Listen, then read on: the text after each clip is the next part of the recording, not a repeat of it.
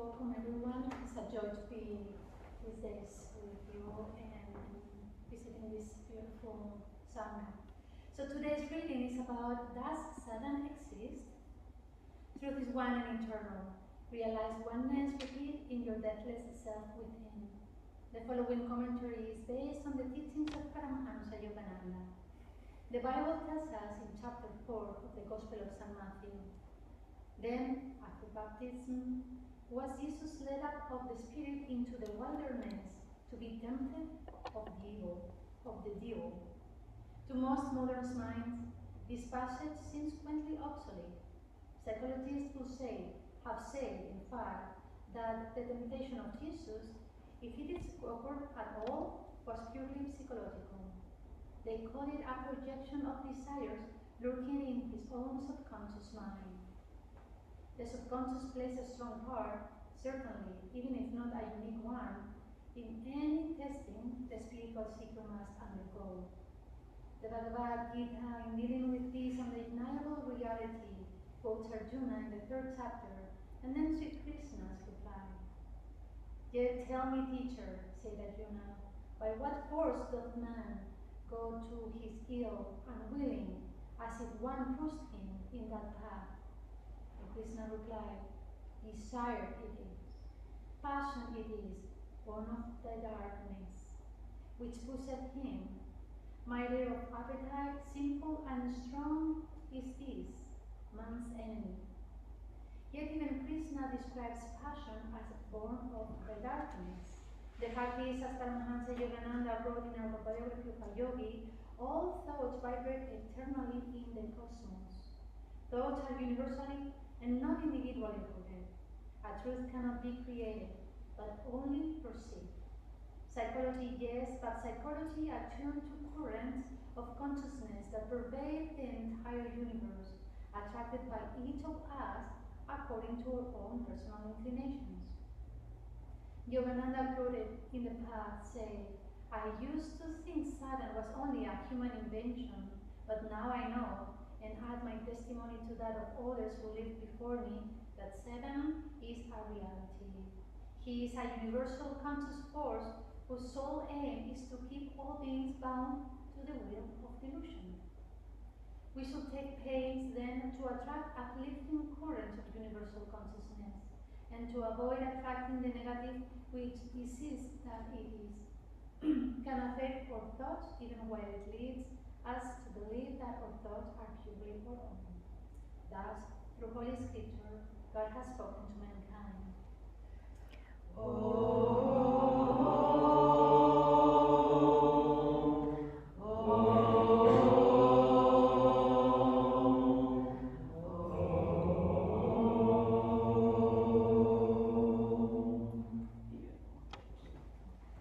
Does Satan exist?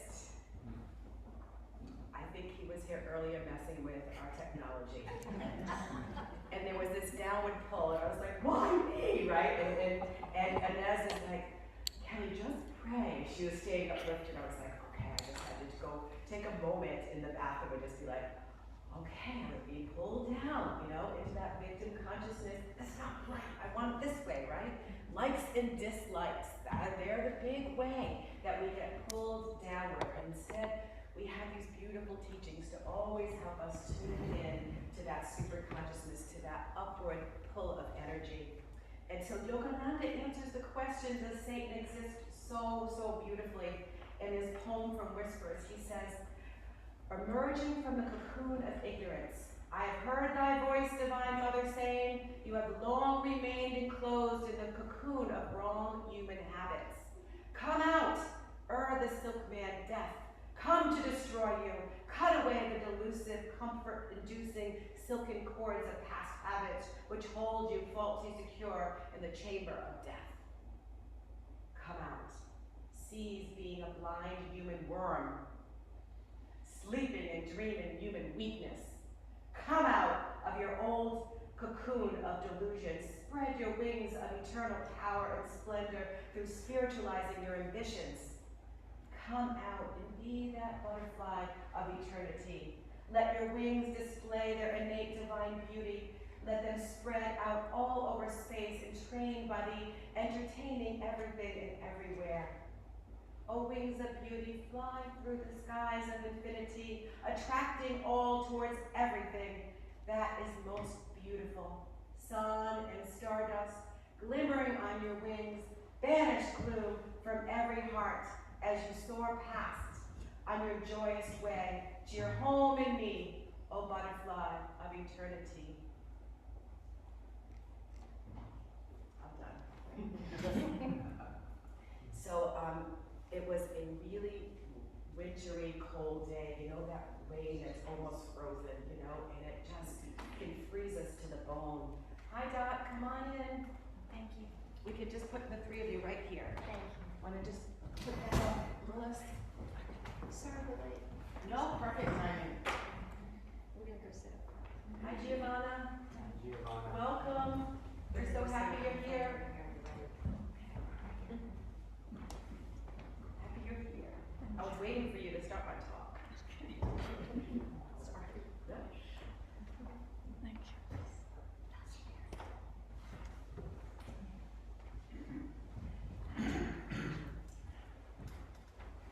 I think Allison. She is. So I want to tell you a story that my friend Elizabeth told me. She's part of the New York City Sangha. And it was that rainy, wintry day, and everyone was chilled to the bone getting to the bus. And when she got on the bus, she felt this like cloud of darkness, this feeling of just doom and gloom as she walked onto that bus. And the mood was so dark, and people were so irritated. There were two men that walked by each other and bumped each other. They went right at each other. And then there was a pregnant woman that got on the bus. No one stepped up to let her sit on the seat. You could just feel the vibration growing, the intensity of this negativity, this darkness. And everyone was chilled to the bone and so uncomfortable, and their irritation and their inner complainer, they started to get pulled into a cycle of negativity and darkness. And as she sat on the bus, she just could feel it coming over her also.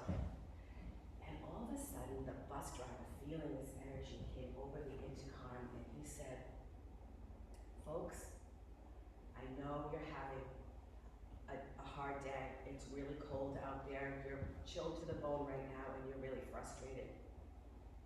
And I can't take away the traffic. I can't take away the rain. But I can do something.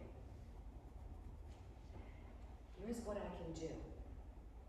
As each of you reach your stop, walk by me and drop your troubles into my hand, into the palm of my hand. Don't take your problems home to your family, to your friends, to your puppies. Leave them here with me. And on the route home, the Hudson River, I will drop all of them there and let them wash away in the rivers of the Hudson." All of a sudden, the energy completely changed on the bus. And they looked at each other and they're like, "Is he serious?" You know, they're giggling and like, "We're not gonna really do this, are we?" But then the next person, it was their bus stop and they were exiting, and the bus driver put his hand out and they just dropped it in. And it continued all the way down to that Hudson River.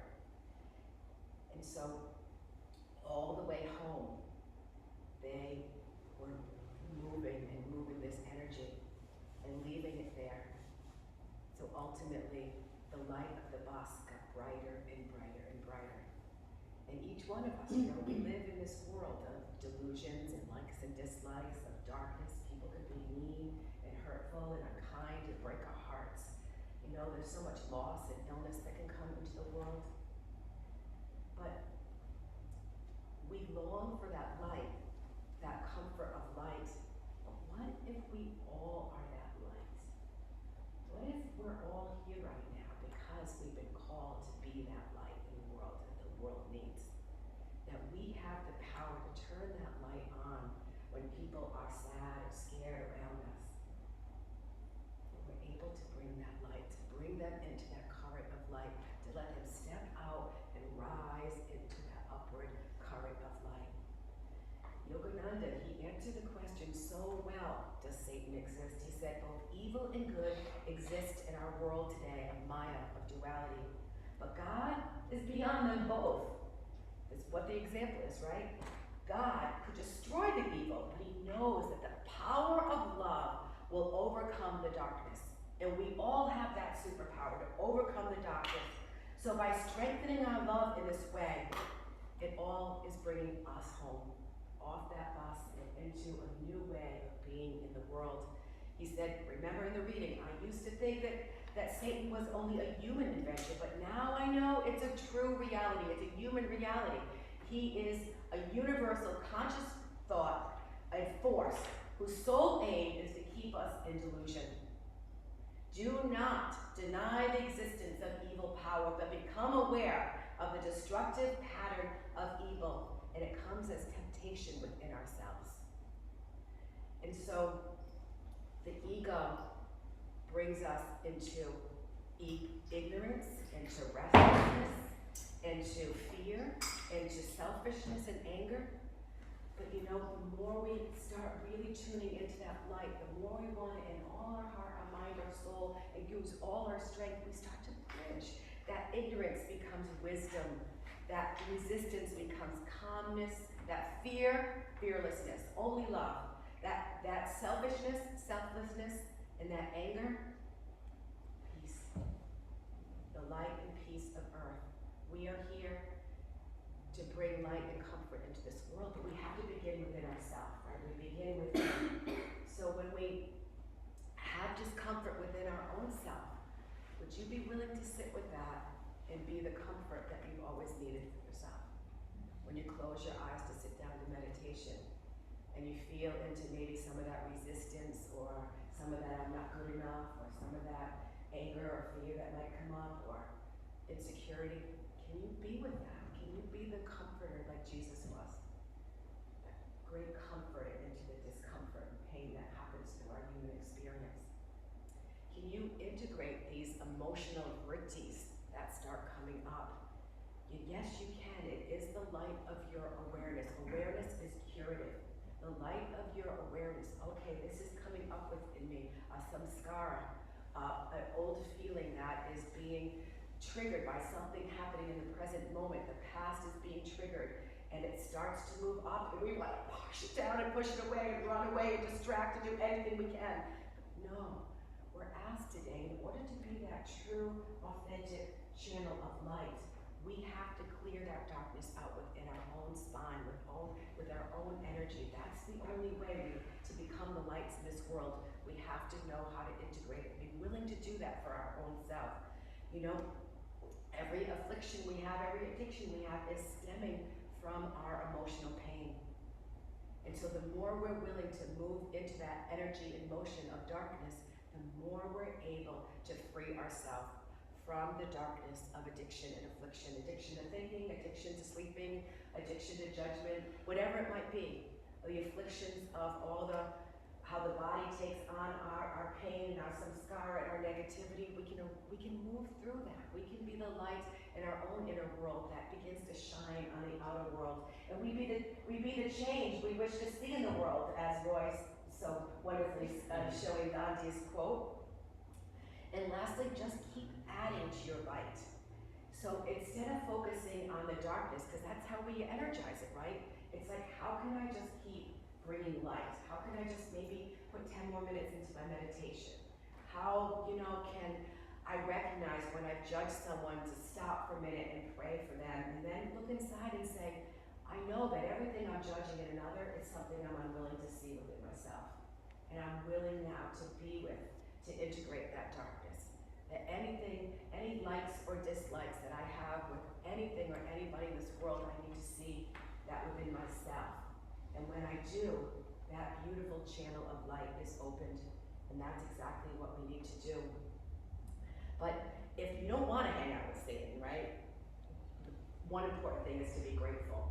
That gratefulness, that appreciation was what grows. Appreciate God, appreciate, I remembered God, appreciate how I remember to meditate, appreciate whatever happens. And evil can't stand to be uplifted. It wants to sink and sink and sink to lower energies, and we're like, no, we can understand it. The minute we become aware of it is the minute we step out of it and we bring the energy up. And so be serviceful. You know, Satan loves separation.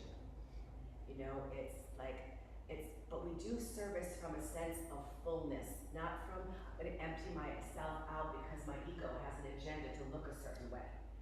No, we give service from a place of an open, true heart because we really see what's the love in each other's eyes and the humanity and how each one of us has such courage to be incarnated into this world. It's not an easy thing. Each one of us, I know, I've been through so many things, so much loss and hurt and fear. And yet, look at, we're all sitting here. We've all taken that leap from fear to love and faith, right? From fine to fabulous, right? We can all do that. And, be silent. The ego hates that, I wanted to say too about gratefulness. I've hung out with these two people in the last 4 days, and they're just like so grateful for everything. Meanwhile, I'm like, the weatherman said it's going to be 80 and sunny. How can they keep telling us it's going to be 80 and sunny and it's overcast? And when they're like, it's so lush. It's so nice here. Oh, it's humid. I feel my nostrils are clear. There's no dryness, And so we have to watch that, right? And so that gratefulness does not like that. And to be expansive, right? It's like the devil constricts, our ego constricts us, it represses, it shrivels up, and we expand. Can you keep your heart open when someone's yelling at you? Can you keep your heart open when you're really sick, right? Dhyan was saying a little bit yesterday, because we're feeling some allergies happening, and both of us were thinking I don't want to get sick, and it's like, that's like a failure or something, it's like, no, it's like, it's a call to comfort, it's a call to see, we have to expand into every single circumstance in our life and rise above them, and this is how we, the duality comes into unity, right? The two extremes come into the middle, and so we have to tear down the walls around our heart to lighten up, to keep choosing that. Remember God as expansion. When we sit down to meditate, that affirmation of Hung Saw, that baby Kriya is sent down from ancient sages of all traditions. And we're affirming, I am spirit. This human reality can't exist in that truth. It can't. I am spirit. It is the mantra of everything, the mantra of truth. And yet we sit down and we see the untruth first, right? We sit down and it's like, oh, though, I need another pillow, And it's like, my dog's barking, whatever it might be, and then we start going in a little bit more. It's like resistance. Oh, you know what? I have so many things to do. And we start thinking and we start moving away from it, and we don't want to feel. It feels uncomfortable sometimes. Sometimes in the evening too, when I'm tired, the morning for me is a lot easier to meditate. Sometimes in the evening when I'm tired, I can feel that angst or that resistance that comes up, and that doesn't feel right. But our willingness to go into and lift the vrittis, the discomfort, the resistance, right up to that spiritual eye. Lock it in, babies. Lock it in. This is the place of, first we relax our body, then we concentrate, and then the expansion happens. But we have to lock it in. We have to bring it here and hold it here. And the more we're able to concentrate, the more we're able to expand outward. So we're asked this question, did you have the courage to go through the uncomfortable part and to bring yourself back over and over and over out of those negative thoughts, out of the resistance? And can you feel into it unconditionally? Sometimes I just want to stop and push it all down, and I'll try it again later. Every time we push through another thing, it has less and less power over us, that Satan, that darkness. And when we allow the darkness to dislodge from the spinal centers, our connection deepens. We become chanted, I am spirit. That consciousness of I am spirit, that mantra is sung within us. We become the channel for that beautiful song and truth. As we know, Yogananda said, those two vast rivers of consciousness, one is satanic and the other one is heavenly. Which one do you choose? Over and over and over, every present moment gives us the opportunity to choose one of these, to get pulled downward into negativity or to get up and pray that the technology works. So, you know, there's a beautiful story of, a World War II story of Rebecca and David. And Rebecca and David were in this terrible demolition of their city, Warsaw. And so there was a dilapidated building and it was crushed and crumbled. But they found this little place that they could, a hiding place in the cellar that was all the boards and everything was, it became a good hiding place, but it was a very tiny place. And they were stuck in darkness for weeks. And one night David was like, well, he had to go get supplies, and there was a lot of quiet around, and they're hidden in this, you know, ruins, this cellar of darkness. And the Nazis were all around, but he had to get out and get supplies and get to one of the other demolished houses and see if he could find anything. And this evening he came back and he had a Hanukkah candle and light. And he lit that candle in the light, and from the first time in weeks they saw each other, and they saw the squalor that was around them. And they saw something. They saw the courage and the light in each other's eyes. And through that light, through seeing that in each other, they decided in that moment, this was the night. And they left. They had the courage to move out of that safety and expand into and move out and get into the forest, where they found a group of helpers that were helping people to go into the underground to release them. And these two were able to, they connected and they fell in love, these two teenagers, and they had an incredible life of teaching and wonder, and that experience forever changed them and changed their life. Rebecca said in an interview, she said, that glimmer of light surrounded by so many shadows seemed to say, evil has not overtaken us. And a new life began. Even the smallest lights can have a long reach. That's what that bus driver knew. That's what you know. That's what I know. And that's what Rebecca and David knew. And when Yogananda, in Autobiography of a Yogi, asked Sri Yukteswar to tell him a little bit about his childhood, Sri Yukteswar told him, once my mother told me there was a dark devil, there was an evil entity in my closet, and I should be very scared. And all of a sudden, he ran immediately and to expose that darkness and open the closet doors. The moral: look fear and darkness in the face, and it will cease to trouble you. Sri Yukteswar said, as a child, I wanted this ugly dog, a beloved ugly dog that was belonged to his neighbor, and he was not consoled. He got the cutest little puppynesses and all. No. He could not be consoled. He wanted that neighbor's dog. In the moral, attachment is binding. It lends an imaginary halo of attractiveness on the object of our desire.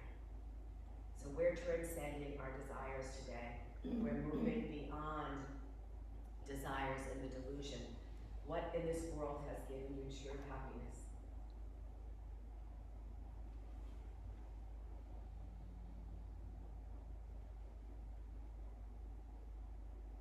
As Sri Yukteswar said, the vanished lives of all men, are filled with many shames until we're anchored in God, anchored in that light. But just start to make a spiritual effort now. Keep stepping. Recognize when you're in that place of descending into darkness, and step into that ascension into light. Over and over and over again. Just keep adding more light into your day. Notice when you have a negative thought, and make the correction within your mind and heart. When you're feeling a pain of anger or darkness or fear, take a moment to bring your hands to your heart and feel into it with the love. Because the more we grow and identify with our higher self, with that light, or our godly self, right? We're here to live from our soul nature, from that godly self. That we've let go that ego. There's nothing in it for us. We're not trying to get anybody's accolations or approval or anything. We're here because God asked us to be part of this experience of bringing people to love and to light in this world. And the more and more the answer will come to us that Satan doesn't really exist. Only God lives in our consciousness more and more.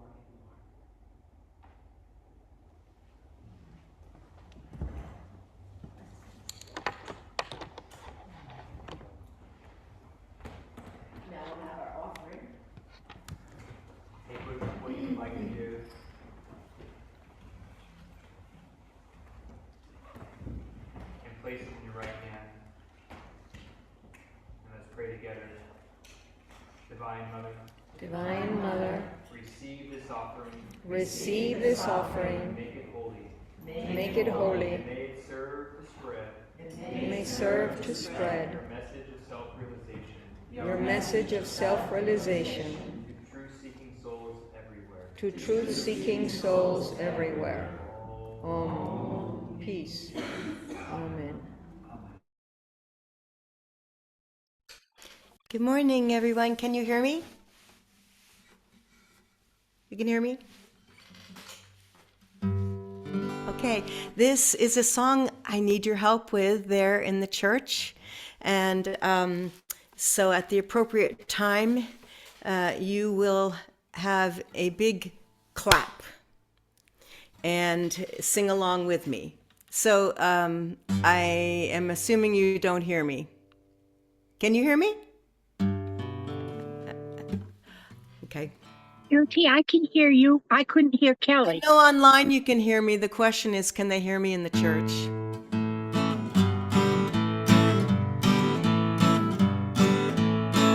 Brother, I've a faint suspicion you and I've been led astray, taught to drive the devil from us. We've invited him to stay.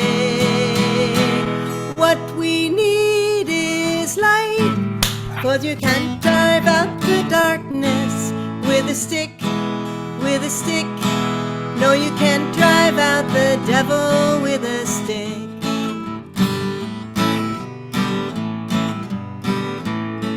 Some proclaim all men are sinners, can't escape the devil's might. How their interests must intrigue him, they won't let him out of sight. What we need is light, for we can't drive out the darkness, talking sin. No, we can't drive out the devil talking sin.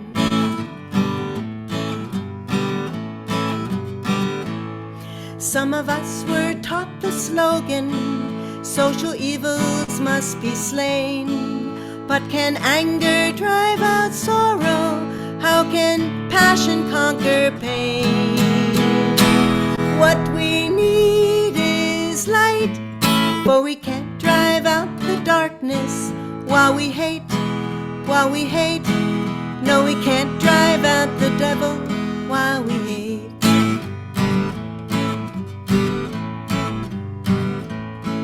Brother, have you ever wondered why the darkness lingers on? If we want to see the sunrise, let us turn and face the dawn.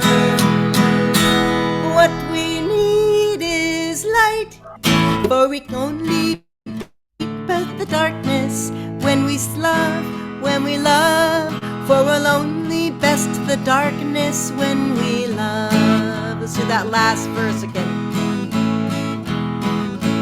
What we need is light, for we'll only best the darkness when we love, we'll only best the devil when we love.